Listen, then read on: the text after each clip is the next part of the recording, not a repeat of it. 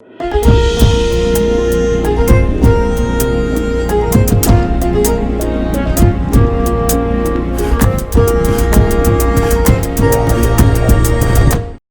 ቤተሰቦች ከፈታ ዴሊ ከበረ ሰላምታ ይድረሳችሁ። የዕለተ ማክሰኞ ምሽት ጥንቅራችንን ይዘን ተገኝተናል።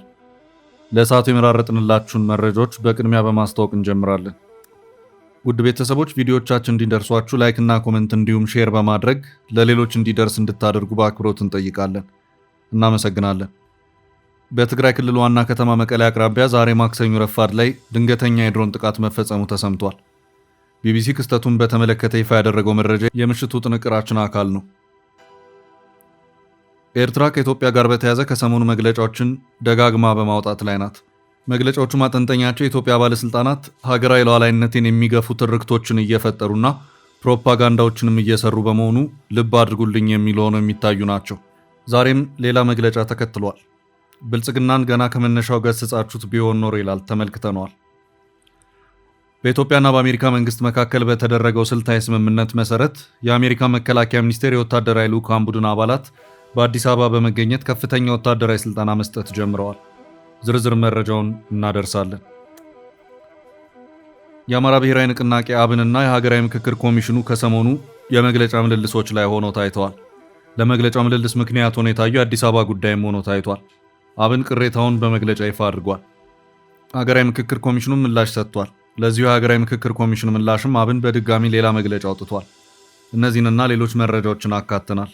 መልካም ቆይታ እያለን አሁን በቀጥታ ወደ ዝርዝር መረጃዎቹን ውሰዳችሁ። መርካቶን ይመጥነዋል የተባለለት ትልቁና አነጋጋሪ ግዙፍ ሞል በድጋሚ መጪውን አዲስ ዓመት አስመልክቶ በታላቅ ቅናሽ ከ1.9 ሚሊዮን ብር ሙሉ ክፍያ ጀምሮ የንግድ ሱቆትን ይዞላችሁ መጣ። ከፍተኛ የንግድ እንቅስቃሴ በሚገኝበት መርካቶ ተክለ ሃይማኖት ምቹ የሆነ ኢንቨስትመንት ከ726 ወይም 640 ሺህ ብር ቅድመ ክፍያ ጀምሮ ኢንቨስት ያድርጉ። በተለያዩ የካሬ አማራጮች ማለትም በ11፣ 16፣ 22 እና 32 ከግራውንድ ፍሎር ጀምሮ በአንድ ዓመት ብቻ የሚረከቡትን የንግድ ሱቅ በፉል ፊኒሽድ እና በኔት ኤሪያስ አቅርበንላቸዋል። የቀሩን ሱቆች ጥቂት ስለሆኑ 0998 31 7677 0998 33 44 ብቻ በመደወል የግሉ ያድርጉ። ሜሪት ፕሮፐርቲስ።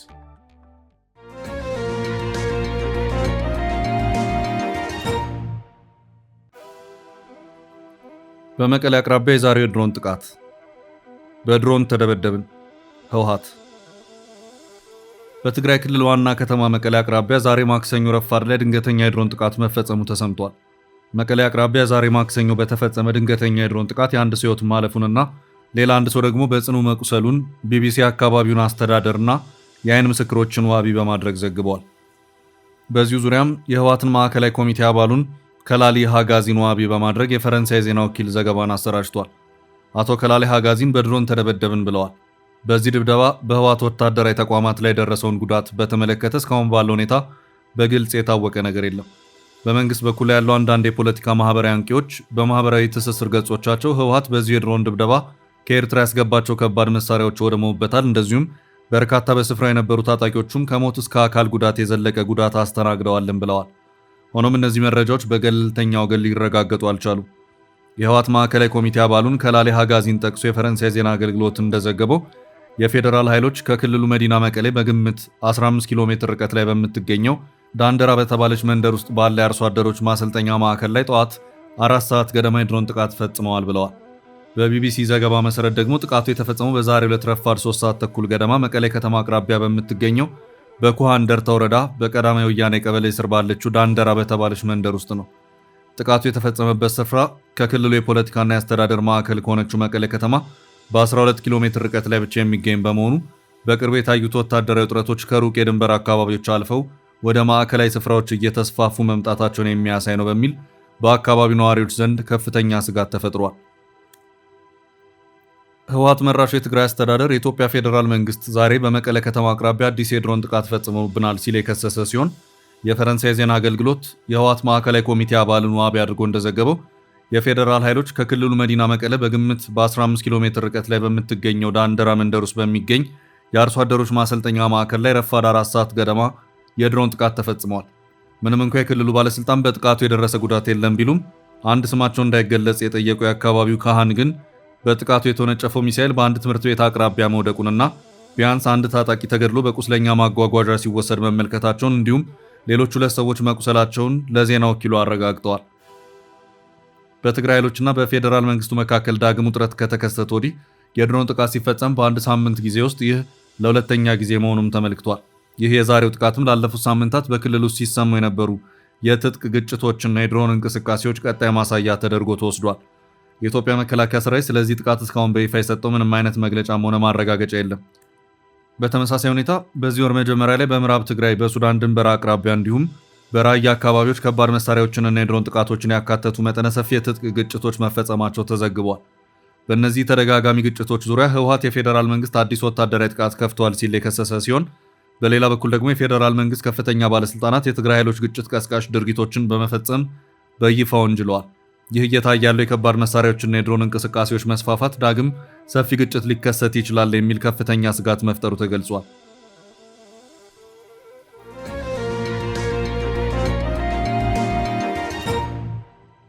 ወደ ቀጣይ ርዕስ አለፍ። የአሜሪካና የኢትዮጵያ ወታደራዊ ስልጠና። የአሜሪካ መከላከያ ሚኒስቴር የወታደራዊ ልዑካን ቡድን አባላት በኢትዮጵያ መከላከያ የሰላም ማስከበር ማዕከል በመገኘት በሰብአዊ መብቶች ጥበቃና በዓለም አቀፍ የጦርነት ህግጋት ዙሪያ ስልታዊ ስልጠና መስጠት መጀመራቸውን አዲስ ስታንዳርድ ዘግቧል። በሁለቱ ሀገራት መካከል በተደረሰው የሁለትዮሽ ወታደራዊ ትብብር ስምምነት መሰረት የተጀመረው ይህ ስልጠና ሰራዊቱ በአፍሪካ ህብረትና በሌሎች ዓለም አቀፍ የሰላም ማስከበር ተልዕኮች ላይ ያሉበትን ኃላፊነቶች በተለይም ፈንጂዎችን በማክሸፍና በሰብአዊ መብቶች ጥበቃ ዙሪያ ያለውን እውቀት በከፍተኛ ደረጃ እንደሚያሳድገው ነው የተገለጸው። በአሁኑ ወቅት የተባበሩት መንግስታት ድርጅት የክብር ሜዳሊያ ተሸላሚ የሆኑትና በደቡብ ሱዳን የአምቢዮ ከተማ ውስጥ በኢትዮጵያ ሻለቃ ጦር በሜካኒክነት ከ20 ዓመታት በላይ በታማኝነት ያገለገሉት የሰራዊቱ መኮንን ሜጀር ትዕግስት ፈረደ ያበረከቱት ጉልህ አስተዋጽኦ የሀገሪቱን ታላቅ የሰላም ማስከበር ስኬት የሚያሳይ ቀጥተኛ ማሳያ ተደርጎ ተወስዷል። በቅርብ ዓመታት ውስጥ በዓለም አቀፍ ደረጃ የተሰማሩ የሰላም አስከባሪዎች ቁጥር በጂኦፖለቲካዊ ሀያላን ፉክክር፣ በፖለቲካዊ መደነቃቀፎችና በበጀት እጥረቶች ምክንያት በከፍተኛ ሁኔታ መቀነሱን የስቶክሆልም ዓለም አቀፍ የሰላም ምርምር ተቋም ቢያመለክትም ኢትዮጵያ ግን አሁንም ድረስ በዓለም አቀፍ ደረጃ ከፍተኛ ቁጥር ያለው የሰላም አስከባሪ ሰራዊት ከሚያበረክቱ 10 ቀዳሚ ሀገራት መካከል አንዷ ሆና በስኬት መቀጠሏ ታውቋል። ኢትዮጵያ በሶማሊያ አስተማማኝ ጸጥታን ለማስፈንና አዲስ የተመሰረተውን የአፍሪካ ህብረት የድጋፍና ማረጋጊያ ተልዕኮን በስኬት ለመምራት ዋነኛ የደህንነት ባለድርሻ አካል ሆና መዝለቋ የተገለጸ ሲሆን ከዚህ በተጨማሪም በቅርቡ በሀገሪቱ መከላከያ ሚኒስቴርና በአሜሪካ መንግስት አስተናጋጅነት በአዲስ አበባ የተካሄደው የቀጠናዊ መከላከያ ሲምፖዚየም ከማህበሩ አባል የሆኑ ከ50 በላይ አፍሪካ ሀገራት ወታደራዊ ልዑካንንና ከ25 በላይ አሜሪካ የመከላከያና ቴክኖሎጂ ኩባንያዎች ተወካዮችን በአንድነት ማገናኘቱ የሀገሪቱን ዲፕሎማሲያዊ የበላይነት በይፋ የሚያሳይ መሆኑን የተገለጸው።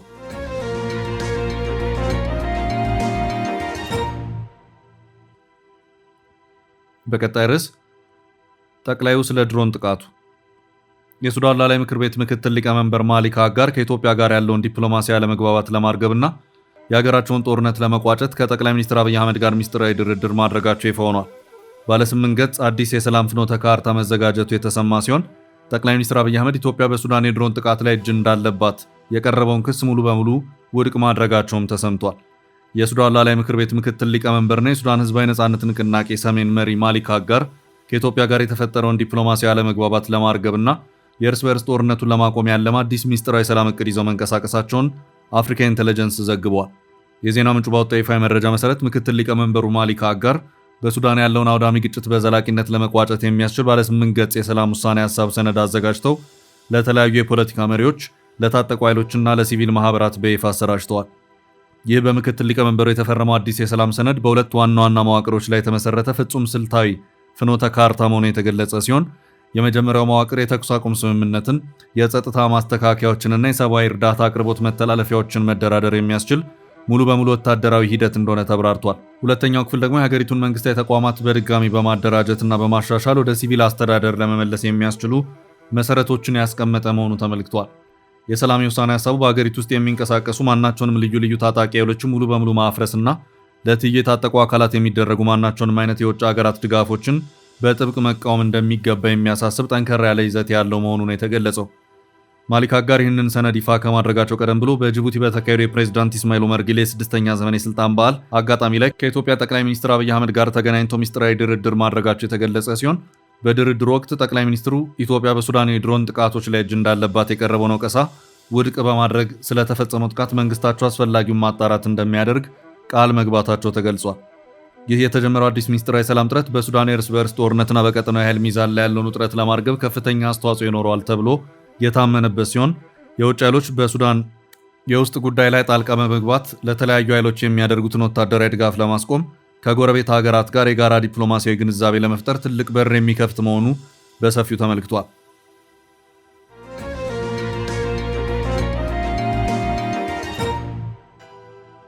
ወደ ቀጣይ ርዕስ አለፍን። ብልጽግና ተገስጾ ቢሆን ኖሮ ኤርትራ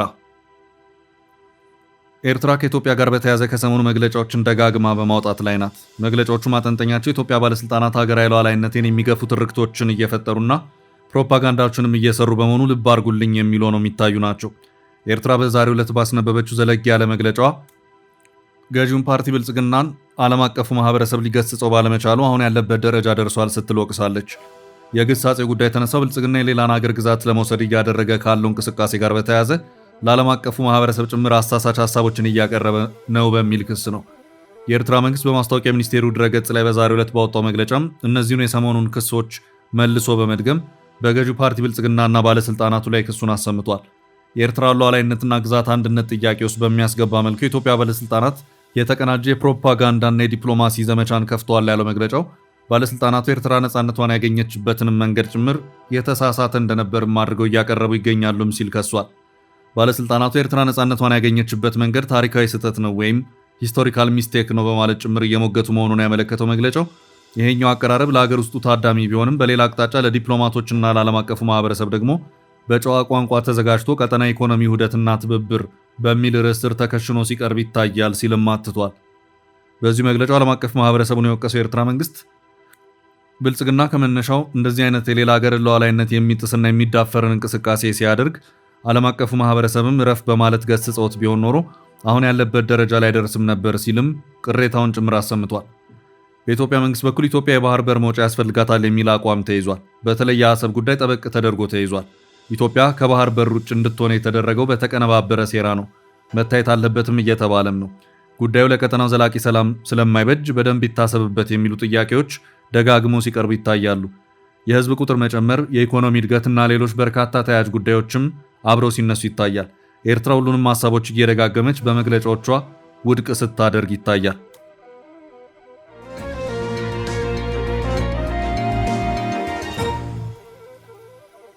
ወደ ቀጣይ ርዕስ አለፍን።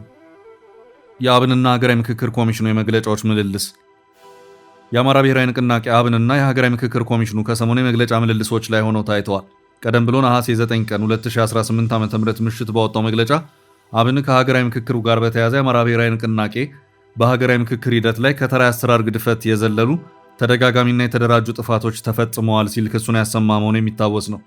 በዚሁ መግለጫውም በምክክር መዋቅራዊ ግድፈቶችና የመርህ ጥሰቶችን በጥልቀት መገምገሙን ያስታወቀው ፓርቲው በሂደት ውስጥ የታየ ሁኔታ ከተራ አሰራር ግድፈት ወይም ከመደበኛ የፖለቲካ ልዩነት የዘለለና ሂደቱ ላይ የተፈጸሙት ተደጋጋሚና የተደራጁ ጥፋቶች የሀገራዊ ምክክሩን ተአማኒነት፣ አካታችነት፣ ገለልተኝነት ብሎም ፍትሐዊነት ጥያቄ ውስጥ የሚያስገቡ ናቸው ሲልም ነበር አለኝ ያለውን ቅሬታ በመግለጫ ያመለከተው።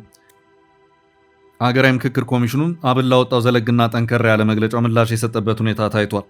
ይህንን የአብን መግለጫ በሚመለከት የሀገራዊ ምክክር ኮሚሽኑ ሰኞ ነሐሴ 11 ቀን 2018 ዓ.ም በሰጠው ምላሽ የምክክር ሂደቱ አካታችና አሳታፊ አይደለም የሚለውን የአብን አቋም ኮሚሽኑ ተገቢውን ምርመራና ማጣራት ያደረገበት መሆኑን አመልክቷል።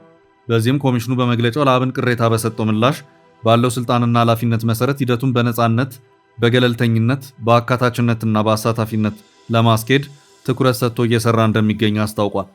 ኮሚሽኑ በበኩሉ የምክክሩ ሂደት የማንኛውም ፓርቲ መንግስት አካል ወይም የተለየ ቡድን የፖለቲካ አጀንዳ ለማስፈጸም የሚውል መድረክ አይደለም ሲል ምላሽ ሰጥቷል። በሂደቱ ያጋጠሙ ተግዳሮቶችም እንደነበሩ ያስታወሰው የኮሚሽኑ መግለጫ በየመካከሉ በኮሚሽኑም ይሁን በተመካካሪዎች መካከል የተስተዋሉ ጉድለቶችና የተፈጠሩ ቅሬታዎችን በአግባቡ ለመፍታት እንዲሁም ምላሽ ለመስጠት ጥረት ማድረጉን አብራርቷል። አብን በምክክር ሂደት ከሌሎች ተወካዮች ጋር በመሆን ንቁ ተሳትፎ እያደረጉ ካሉ የፖለቲካ ፓርቲዎች መካከል አንዱ ነው ያለው ኮሚሽኑ በቀሪ የምክክር ሂደትን በንቃት መሳተፉን እንዲቀጥል ጥሪ አቅርቧል። ኮሚሽኑ የማንኛውንም ተመካካሪ አቤቱታና ቅሬታ በቀላሉ የሚያልፈው ጉዳይ አለመሆኑን ገልጾ አብንን ጨምሮ ከተለያዩ አካላት ለሚቀርቡ ቅሬታዎች በቅሬታ አፈታት ስርዓቱ መሰረት ምላሽ እየሰጠ ይገኛል ብለዋል። ኮሚሽኑም የሁሉንም ዜጎችና ተመካካሪዎች ድምፅ በእኩልነት ለማዳመጥና ሂደቱን በነፃነትና በገለልተኝነት ለመምራት ያለውን ቁርጠኝነት በመግለጫው ላይ ጠቅሷል። ይህንኑ መግለጫ ተከትሎም አብን በሌላ መግለጫ ምላሽ የሰጠ ሆኖም ታይቷል። ከኢትዮጵያ ሀገራዊ ምክክር ኮሚሽን መግለጫ ለቀረቡት ድምዳሜዎች ከአማራ ብሔራዊ ንቅናቄ አብን የተሰጠ ምላሽና አቋም በሚል የወጣው የአብን መግለጫ አሁንም ቢሆን ለክቡራን ኮሚሽነሮቹ ቅን ሀገራዊ ፍላጎት ለሚያደርጉት ያላሰለሰ ጥረትና ታሪካዊ አደራ ከፍተኛ ዋጋ እንሰጣለን እናከብራለን። ሆኖም ኮሚሽኑ ነሐሴ 11 ቀን በወጣው መግለጫ የፓርቲያችንን መሰረታዊ ስጋቶችና ቅሬታዎች አቅጣጫ የሚያስቱና ያቀረብናቸውን ተጨባጭና ተደጋጋሚ አቤቱታዎች ከግንዛቤ ውስጥ ያላስገባውን አግኝተነዋል ያለው መግለጫው አብን ሙሉ የኮሚሽን አባላትም ሆነ ኮሚሽኑን እንደ ተቋም በጅምላ ጥፋተኛ ናቸው ወይም ገለልተኛ አይደሉም የሚል ቅሬታ ወይም ድምዳሜ አላቀረበም። የፓርቲያችን ዋነኛና መሰረታዊ ቅሬታ ከገዢው ፓርቲና አንዳንድ ደጋፊዎች በኩል የተፈጸሙት ያልተጠበቁና ያልተለመዱ የአሰራር ጥሰቶች ናቸው። አንዳንድ የገዢው ፓርቲ አባላትና ደጋፊዎች የምክክሩን ሂደት በማዛባት አጀንዳዎችን በበላይነት ለመጫንና በተሳታፊዎች ላይ ያልተገባ ተጽዕኖ ለመፍጠር ያደረጉት ጣልቃ ገብነት ሂደቱን የሚያስተጓጉሉ ተግባራትን ፈጽመዋል። ይህንንም ሪፖርት አድርገናል ሲል በድጋሚ መግለጫው ለኮሚሽኑ ምላሽ ሰጥቷል። ኮሚሽኑ ቅሬታችንን አጠቃላይ የሂደት ክፍተት አስመስሎ ለማቅረብ ቢሞክርም ተለይቶ የታወቁ 2 ኮሚሽነሮች በቀጥታ በምክክሩ ሂደት ውስጥ በተለይም በከተሞች አጀንዳ ውስጥ እጃቸውን በማስገባት የተሳታፊዎችን ፍላጎት ለማስቀየርና ተጽዕኖ ለማሳደር ሙከራ ማድረጋቸውን በተደጋጋሚ ታዝበናል። በተጨማሪም በኮሚሽኑ የተመደበው አንዳንድ ባለሙያዎች በምሁርነት ስም አድሏዊና ተገቢ ያልሆኑ ሀሳቦችን ሲያራምዱ እንደነበር፣ የተወሰኑ አስተባባሪዎች ደግሞ የፓርቲያችን ተወካዮችና ሌሎች ተሳታፊዎች ያሏቸውን መሰረታዊ አቋሞችና ሀሳቦችን እንዳያቀርቡ ደጋግመው እድል በመንሳት በስልታዊ መንገድ አፈና ሲፈጽሙ ቆይተዋል። ይህንንም ሪፖርት አድርገናል ሲልም አብን በዚሁ መግለጫው ምላሽ የሰጠበት ሁኔታ ታይቷል።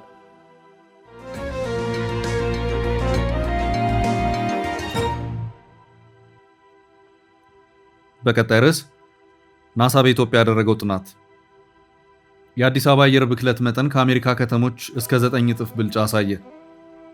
የአሜሪካ የጠፈር ምርምር ተቋም ናሳ ፈንድ ያደረገው ጥልቅ ምርምር በአዲስ አበባ ከተማ ላይ መካሄዱ ተሰማ።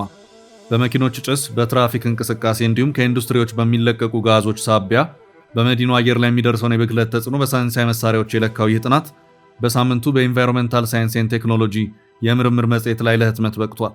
የጥናቱ ውጤት ለአሜሪካ ከተሞች የአየር ብክለት መፍትሄ ለመስጠት የታለመ ሲሆን ከ2022 እስከ 2025 ድረስ በመዲናዋ 10 የአየር ጥራት ልኬቶችን በማካተት የተከናወነ ነው። አዲስ አበባ በኮሪደርና በአረንጓዴ ልማት እንቅስቃሴዋ በዓለም አቀፉ ኤምኢአይ ፕሮጀክት እንድትደገፍ አድርጓታል። በመዲናዋ የተገነቡት የሳይክል መንገዶች፣ የእግረኛ መንገዶችና ጽዱ ማረፊያዎች ለዚህ ጥናት ተመራጭ እንዳደረጓት ተመልክቷል። የናሳ ጥናት ጥቃቅን ቁሶች PM 2.5 እና ብላክ ካርበን የሚሰኙ በከተማው አየር ላይ ምን አይነት ብክለት እያደረሱ ነው የሚለውን የዳሰሰ ነው። እነዚህ በካይ ንጥረ ነገሮች ከናፍጣ መኪና ጭስ፣ ከእሳት ወይም የቁሶች መቃጠልና ከምግብ ዘይት የሚመነጩ ስለመሆናቸው ይነገራል። በጥናቱ መሰረት የአዲስ አበባ አየር ጥራት የ3 ዓመታት አማካይ ውጤት PM 2.5 ደረጃ 30 ማይክሮግራም በኪዩቢክ ሜትር መሆኑ ተገልጿል። ይሄ በአሜሪካ አካባቢ ጥበቃ ኤጀንሲ ከወጣው መደበኛ የብክለት መጠን በ3 እጥፍ የሚበልጥ ሆኖ ተገኝቷል። በመዲናዋ የጥቁር ካርበን ልቀት ደረጃ ከሎስ አንጀለስ፣ አትላንታና ቦስተን ከተሞች ጋር ሲነጻጸር ከ4 እስከ 9 ከፍ ያለ ሆኖ ተገኝቷል። በከተማ አየር ብክለት በተለይ ጠዋትና ማታ ከስራ መግቢያና መውጫዎች ላይ እንደሚጨምር ተመላክቷል። በየቤቱ የሚደረጉ የከሰል እሳትም ለብክለቱ ሌላ ቀዳሚ አስተዋጽኦ የሚያደርግ ስለመሆኑ ጥናቱ አመልክቷል። ጥናቱ የመዲናዋን አየር ንጹህ ለማድረግ ለሚወሰድ እርምጃና ለሚቀመጥ ፖሊሲ የመነሻ መረጃ መሰረት የሚጥል መሆኑ ተገልጿል። ኢትዮጵያ ከአሁኑ በከባቢ አየር ጋር በተያያዘ የወሰደቻቸው እርምጃዎች አድናቆት ያተረፉላት ሲሆን ከእርምጃዎች መካከል በተለይ ነዳጅ መኪኖች ሙሉ በሙሉ ወደ ሀገር እንዳይገቡ መከልከል ይገኝበታል። የአዲስ አበባ ነዋሪዎች ቁጥር በእጅጉ እያደገ የመጣ ሲሆን በ2050 10 ሚሊዮን ሕዝብ እንደምታኖር ይገመታል። ታዲያ ከወዲሁ አየር ጤንነት ጉዳይ ሊታሰብበት እንደሚገባ ጥናቱ ጠቁሟል። ዝንላችሁን ርዕሰ ጉዳዮች እዚህ ላይ ቋጨን። ላይክ፣ ሼር እና ኮሜንት በማድረግ ለቻናላችን ድጋፋችሁን መግለጽ እንዳትዘነጉ እያልን ከሌሎች መረጃዎች ጋር ደግመን እስክንገናኝ ቸር ያሰማን ስንል ተሰናበትን።